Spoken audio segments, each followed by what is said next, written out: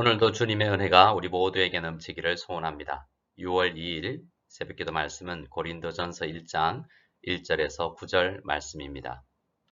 하나님의 말씀을 함께 읽겠습니다. 하나님의 뜻을 따라 그리스도 예수의 사도로 부르심을 받은 바울과 형제 소스데네는 고린도에 있는 하나님의 교회 곧 그리스도 예수 안에서 거룩하여지고 성도라 부르심을 받은 자들과 또 각처에서 우리의 주, 곧 그들과 우리의 주 되신 예수 그리스도의 이름을 부르는 모든 자들에게 하나님 우리 아버지와 주 예수 그리스도로부터 은혜와 평강이 있기를 원하노라. 그리스도 예수 안에서 너희에게 주신 하나님의 은혜로 말미암아 내가 너희를 위하여 항상 하나님께 감사하노니 이는 너희가 그 안에서 모든 일, 곧 모든 언변과 모든 지식에 풍족함으로 그리스도의 증거가 너희 중에 견고하게 되어 너희가 모든 은사에 부족함이 없이 우리 주 예수 그리스도의 나타나심을 기다림이라. 주께서 너희를 우리 주 예수 그리스도의 날에 책망할 것이 없는 자로 끝까지 견고하게 하시리라.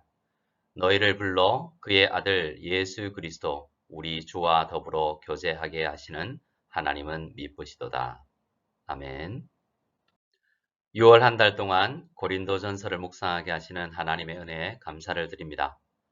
이 말씀을 묵상하며 교회를 생각하는 우리의 지식과 마음이 더욱 풍성해지기를 소원합니다. 대부분의 서신서가 그러하지만 지금 우리 중국에 있는 성도들이 처한 상황과 서신서의 상황이 참 비슷합니다. 사도 바울은 지금 이 편지를 3차 전도 여행 중에 에베소라는 도시에서 쓰고 있습니다.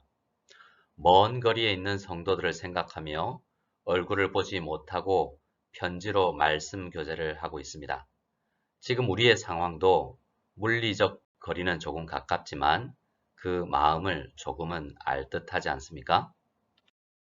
이 편지 말미에 사도 바울은 에베소 근처에 있는 많은 교회 성도들이 얼굴을 보지 못했지만 먼 거리에서 응원하고 있습니다. 라고 이야기를 합니다. 문안이란 그런 응원의 의미가 있는 것이죠. 자신들은 문자로 마음으로 문안을 할 수밖에 없지만 고린도 교회에게는 이렇게 권면합니다. 거룩하게 입맞춤으로 문안하라 라고 말입니다. 입을 맞춘다라는 것은 동양 사회에서는 있을 수 없는 성도의 인사법이긴 하지만 여기서 의미하는 바는 손을 잡을 수 있고 포옹할 수 있고 입 맞출 수 있는 거리에서 함께 신앙생활한다는 것이 가지는 축복을 누리라라는 의미인 것입니다. 사도 바울은 지금 에베소에서 고린도를 향해 편지를 쓰고 있는데요. 고린도는 지도에서 보시는 바처럼 사도 바울이 2차 전도 여행 당시 복음을 전하여 세워진 교회입니다. 고린도 교회가 세워진 이야기는 사도행전 18장에 잘 나와 있습니다. 오늘 잠시 시간을 내어서 읽어보시기 바랍니다. 고린도 교회를 개척할 당시 사도 바울은 윗지방 마게도냐 지역에서 지도에서 보시는 것처럼 빌립보, 데살로니가, 베레아 등 지에서 매맞고 도망치다시피 나온 상태였습니다. 그리고 고린도에 오기 전에는 철학의 도시 아덴에서 전도를 했었죠. 아덴에서는 전도의 열매가 거의 없었습니다. 그래서 사도 바울이 고린도에 도착했을 때 사도 바울은 육체적으로 피로하고 동역자 실라와 디모데와 떨어진 상황에서 정서적으로는 아주 외로웠으며 재정적으로도 어려웠습니다. 그러할 때 세워진 교회이기 때문에 다른 어떤 교회보다도 애착이 갔을 것입니다. 고린도 교회에서는 교회 개척에 에너지도 많이 쏟았습니다. 고린도에서는 사도 바울이 1년 6개월을 머물면서 교회 개척 사역을 했기 때문입니다. 앞으로 고린도전서를 묵상하면서 우리가 알게 되겠지만 비록 고린도 교회가 이런저런 문제가 많은 교회였지만 사도 바울은 많은 애착이 있습니다. 이런 문제가 있음에도 불구하고 결국 예수님을 믿어서 성도가 되었기 때문에 불거진 문제들이다 라고 할 수 있기에 사도 바울은 마음에 교회의 문제로 인한 아픔도 있었지만 그래도 성장통이라고 생각하니 하나님께 감사를 드리며 이 글을 썼을 것입니다. 우리도 그렇지 않습니까? 아이들이 지금은 비록 성장하면서 우리를 걱정시키는 여러 일들이 발생하지만 우리 아이들이 태어났을 때를 생각해 보시기 바랍니다. 얼마나 우리가 기뻤습니까? 앞으로 이 아이들이 자라나서 장성할 것을 생각하고 미리 감사해야 되지 않겠습니까? 우리도 고린도 교회를 그리고 우리 성도들을 그렇게 감사의 마음으로 바라보고 서로 사랑했으면 좋겠습니다. 1절, 2절을 읽어보면 편지를 쓰는 사람과 받는 사람이 누구인지를 알 수 있습니다. 바울과 형제 소스데네가 같이 편지를 쓰고 있습니다. 소스데네라는 이름은 당시 흔한 이름이었지만 사도행전 18장에 나오는 고린도의 회당장 소스데네라고 보는 것이 좋습니다. 사도행전 18장에 보면 두 명의 회당장이 나오는데요. 회당장은 유대교 신앙 모임인 시나고그, 회당을 맡은 사람입니다. 첫 번째 회당장인 그리스보와 그의 온 가족이 예수님을 믿었고 그래서 회당에서 쫓겨났습니다. 그 다음 회당장을 유대교에서 뽑았는데 아마도 그 사람이 소스데네인 것 같습니다. 그 사람이 사도 바울이 사역하는 동안 그 전도를 받고 그리스도인이 된 것입니다. 그리고 그는 지금 사도 바울과 함께 동역하는 사역자가 되어 있는 것입니다. 이는 마치 우리 주위에 예수님 믿기 참 힘든 신실한 불교 신자가 예수님을 믿고 전도자가 된 것이나 마찬가지입니다. 하나님의 부르심은 그렇게 참 대단한 능력을 발휘하는 것입니다. 여러분 주위에 아직도 예수님을 믿지 않은 분들이 계시다면 오늘 그의 구원을 위해서 꼭 기도해 주시기 바랍니다. 오늘 고린도전서 1장 1절로 9절을 읽는 키워드는 두 가지라고 할 수 있습니다. 오늘 말씀의 나머지 시간은 그 두 가지 키워드를 중심으로 묵상을 해보겠습니다. 개인적으로 말씀을 읽으실 때도 그 두 키워드를 중심으로 읽어보시기 바랍니다. 첫 번째 키워드는 부르심이고 두 번째 키워드는 예수 그리스도입니다. 첫 번째 키워드는 부르심이라고 말씀드렸죠. 사도 바울은 자신이 그리스도 예수의 사도로 부르심을 받은 사람이라고 말하죠. 바울의 부르심의 장면은 사도행전 9장에 잘 설명되어 있습니다. 바울은 성도로 부르심을 받을 때 이미 사도라는 사역으로의 부르심도 함께 받게 됩니다. 고린도교의 성도들은 어떻습니까? 편지를 받는 고린도교의 성도들도 그리스도 예수 안에서 거룩하여지고 성도라 부르심을 받은 자들입니다. 같은 분이 우리를 불러주셔서 우리는 교회가 되는 것입니다. 교회는 건물이 아니죠. 교회를 신약 성경을 기록한 언어로 에클레시아라고 합니다. 이 말은 부르심을 받은 사람들의 공동체라는 의미입니다. 부르심을 받지 않으면 교회가 될 수 없다는 것입니다. 먼저 성도로 부르심, 즉 성령님의 효과적인 부르심을 생각할 때 우리는 감사하지 않을 수가 없습니다.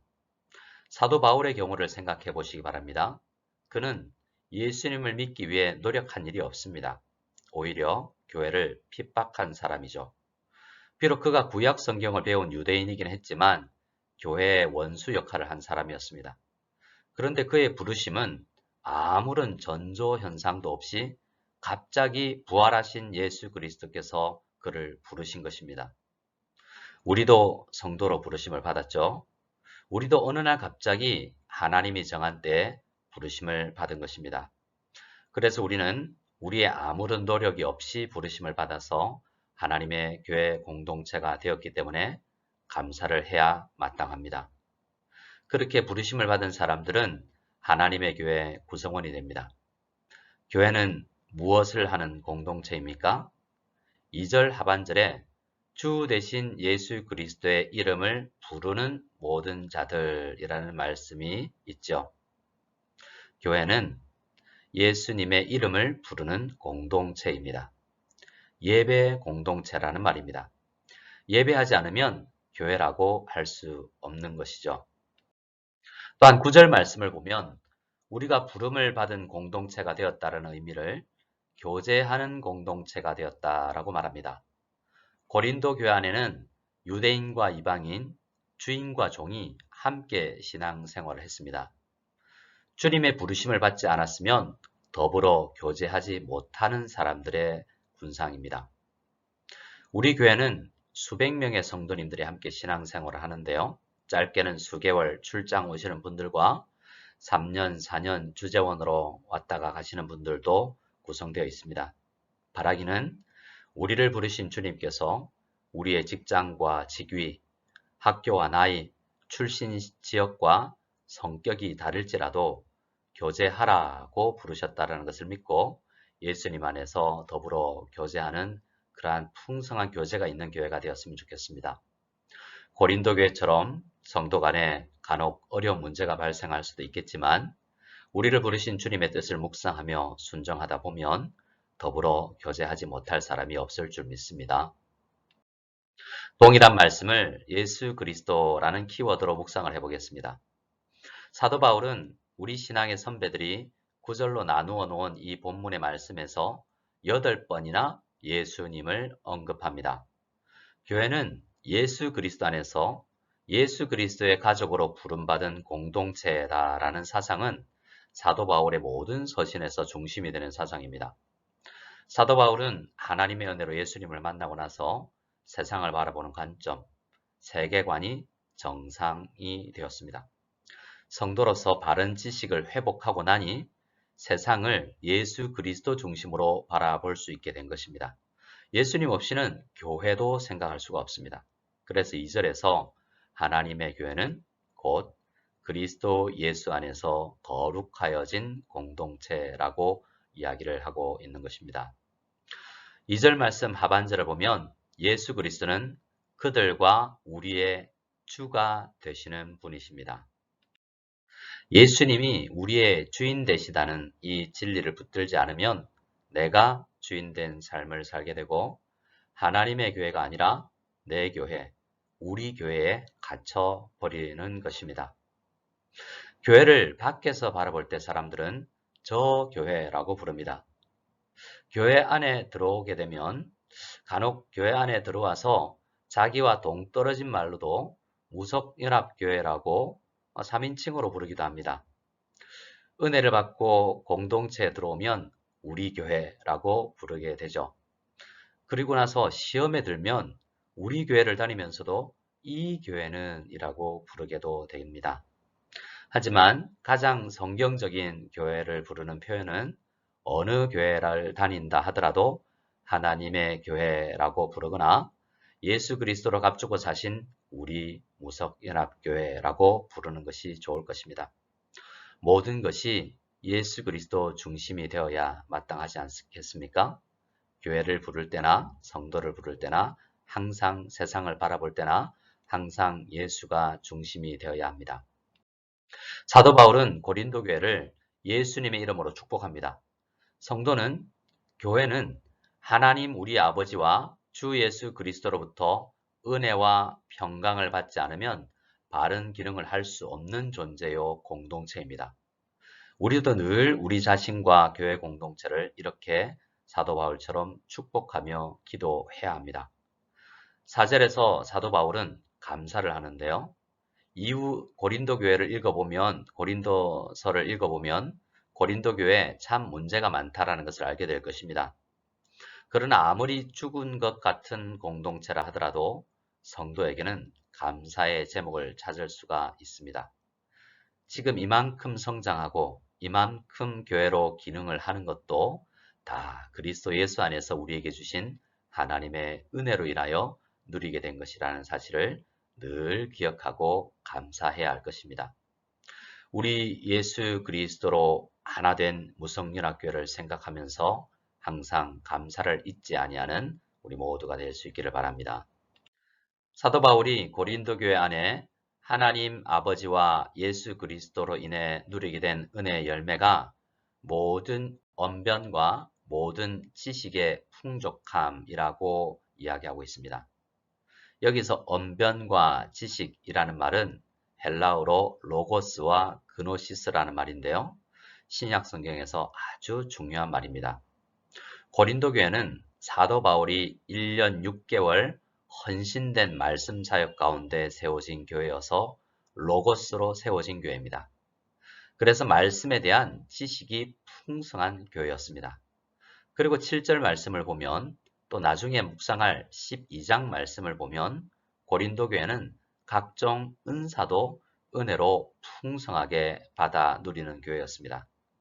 아직 그들이 삶에까지 적용되지 않은 지식의 단계라 할지라도 주님의 은혜로 지식을 받은 것은 분명하기 때문에 사도 바울은 감사하고 있는 것입니다. 6절 말씀을 보면 그리스도의 증거가 고린도 교회 안에서 견고하게 되었다라고 이야기하죠.